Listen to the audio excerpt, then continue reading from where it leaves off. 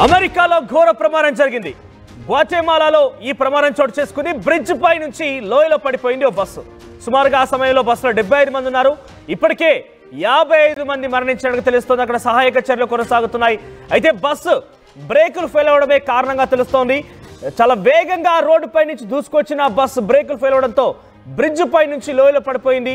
ఆ బస్సులో ఉన్నటువంటి 55 మంది అక్కడే స్పాట్లో మరణించారు. ఇంకా సహాయక చర్యలు కొనసాగుతున్నాయి. ఇంకొక 15 మందికి చాలా తీవ్రంగా గాయాలు కూడా అయ్యాయి. ఈ మరణాల సంఖ్య ఇంకా పెరిగే అవకాశం కూడా ఉంది. అమెరికాలోని గ్వాటెమాలాలో చోటు చేసుకుంది ఈ యొక్క ప్రమాదం. బ్రిడ్జ్ పై నుంచి లోయలో పడిపోయింది ఒక బస్సు. 55 మంది స్పాట్లో మరణించారు. సో బస్సుకి బ్రేక్స్ ఫెయిల్ అవ్వడమే ప్రమాదానికి కారణంగా తెలుస్తాం. మీరు చూడొచ్చు సహాయక చర్యలు కొనసాగుతున్నాయి. ఒకసారి ఆ సీసీటీవీ దృశ్యాలు మీకు చూపించే ప్రయత్నం చేస్తాను. ఒకసారి ఫుల్ బాక్స్లో సీసీటీవీ దృశ్యాలను చూస్తే కనుక బస్సు చాలా వేగంగా వస్తోంది. ఆ సర్కిల్లో మీరు చూడండి. సర్కిల్లో ఆ బస్సు దృశ్యాలు మీరు చూడొచ్చు. చాలా వేగంగా అక్కడ రోడ్డు పైనటువంటి క్రాస్ చేస్తున్న కొన్ని వెహికల్స్ని కూడా ఢీ కొట్టి బస్సు వెళ్తోంది. బస్సుకి బ్రేక్స్ ఫెయిల్ అయిపోయాయి. సమయం 4:19 అంటే ఉదయాన్నే, అంటే బహుశా ఈరోజు 10వ తేదీ ఉదయాన్నే అనుకోవచ్చు. 10వ తేదీ ఉదయాన్నే అమెరికాలో 10వ తేదీ ఉదయాన్నే 4:19 ఈ ఘటన చోటు చేసుకుంది. తెల్లవారుజామునే ఇంకా అప్పుడప్పుడే అమెరికా మేల్కొంటోంది. కొంత రద్దీగానే స్టార్ట్ అయిపోయింది సిచ్యువేషన్ అంతా కూడా. సో అడ్డుగా ఓ కారు వస్తే కారును కూడా ఢీకొట్టిపోయింది. చూడండి ఎంత వేగంగా వస్తుంది అనేది. ఇక నేరుగా ఈ బస్సు స్పీడ్ నియంత్రించలేకపోయింది. బస్సెస్కి బ్రేక్ ఫీరడంతో సో డాష్ ఇచ్చి పరుగులు తీసి ఒకసారిగా దూసుకెళ్ళిపోయి నేరుగా లోయలో పడిపోయింది. ఒకసారి లోయలో పడిపోయిన తర్వాత ప్రజెంట్ సినారియో మీకు చూపించే ప్రయత్నం చేసి ఇక్కడ చూడండి సహాయక చర్యలు కొనసాగుతున్నాయి. లోయలో పడిపోయిన బస్ అంతా కూడా దాంట్లో 75 మంది ప్రయాణికులు ఉన్నారు. రోడ్డు మార్గాన అది వెళ్తున్న సమయంలో కూడా చాలా మంది ఈ రకంగానే ఢీకొట్టడంతో చాలా మందికి తీవ్రంగా గాయాలు కూడా అయ్యాయి. రోడ్డు పైన కూడా చాలా మరణాలు సంభవించాయి. తిరిగి లోయలో పడిపోయిన తర్వాత కూడా ఆ బస్సులో ఉన్నటువంటి 75 మందిలో 55 మంది ఇప్పటికే మరణించారు. మరొక 15 మందికి చాలా తీవ్రంగా గాయాలు కూడా అయ్యాయి. ఇంకా ఈ మరణాల సంఖ్య పెరిగే అవకాశం ఉంది. సహాయక చర్యలు కొనసాగుతున్నాయి. ఒకసారి చూడండి అక్కడ ఆ బస్సు మొత్తం కూడా లోయలో పడిపోయిన సినారియో మనకు కనబడుతోంది. పూర్తిగా కూడా నుజ్జు అయిపోయింది. ఆ బస్సులో కొంత ఆ భాగాలను విడదీసి సహాయక చర్యలు కొనసాగుతున్నాయి. ఒక్కొక్క మృతదేహాన్ని బయట తీస్తున్నటువంటి ఆ దృశ్యాలను చూడొచ్చు. అమెరికాలోని గ్వాటెమాలాలో ఈ ఘటన చోటు చేసి ఒకసారి సంఘటన స్థలం నుంచి ఆ దృశ్యాలను చూద్దాం.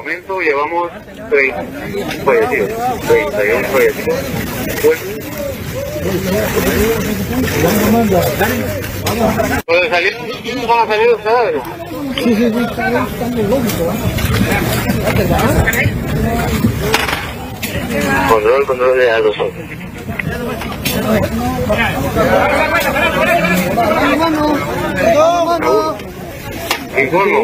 De momento llevamos equipo se utiliza para rescatar la oficial.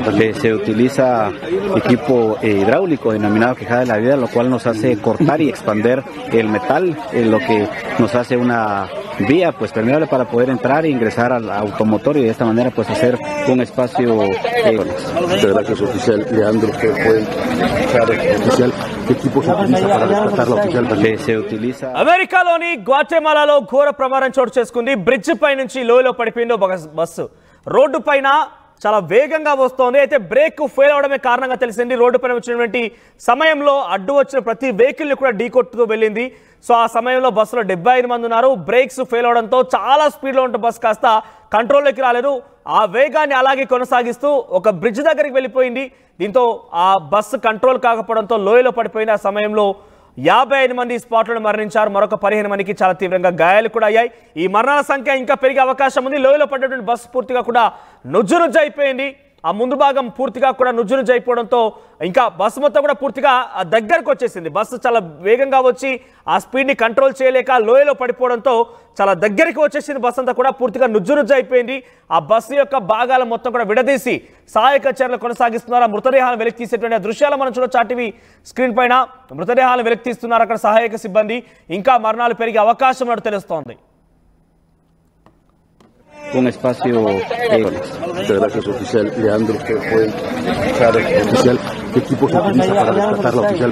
Se utiliza equipo hidráulico denominado quejada de la vida, lo cual nos hace cortar y expander el metal, lo que nos hace una vía pues permeable para poder entrar e ingresar al automotor y de esta manera pues hacer un espacio. Muchas gracias, oficial Leandro. Oficial, ¿qué equipo se utiliza para rescatar la oficial? Se utiliza equipo hidráulico denominado Quijada de la Vida.